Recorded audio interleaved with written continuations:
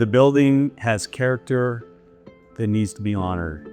And our goal is to not cover up an inch of the building shell and let the building speak.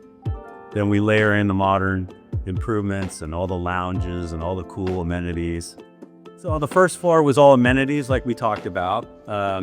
Then from floors 2, 3, and 4, it's an apartment project. And we have studio lofts, super studio lofts, corner units with 2 sides of glass.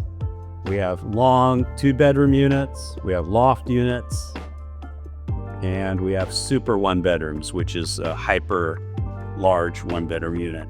140 units, market rate housing, but because we've maintained our cost control, we don't have to charge top of the market to get our returns. We can price this closer to workforce housing, which would be awesome if we got some people coming here that work at the restaurants and work at, locally. I just said this building's been around for 120 years. And just because it's a change of use from office to residential, why does that justify spending tens of millions of dollars on seismic upgrade when that simply would have killed the project? So again, back to the city of Sacramento, primarily Howard Chan. He said, if you give me the ammunition, a legitimate, rational, structural engineering reason why we don't have to put you through that, we will consider it. And so Miyamoto International came back with a full analysis of the safety of the building and found some areas of the code that made a rational case that we could do modest voluntary improvements here and still have an incredibly safe building.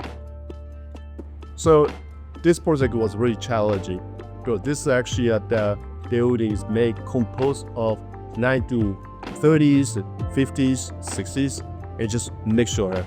And seismically speaking, it was not per se safe. But basically what we've done here is what we call investment-based engineering.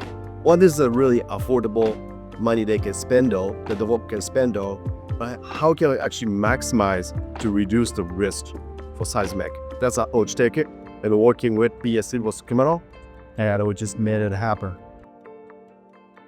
This building is so special to me that I want to honor it.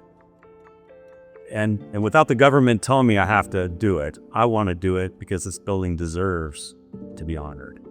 So, freight elevator. We're going to line the walls of the freight elevator, head to a full-size, wall-to-wall, sepia or black and white photos of the old Thomson-Diggs history.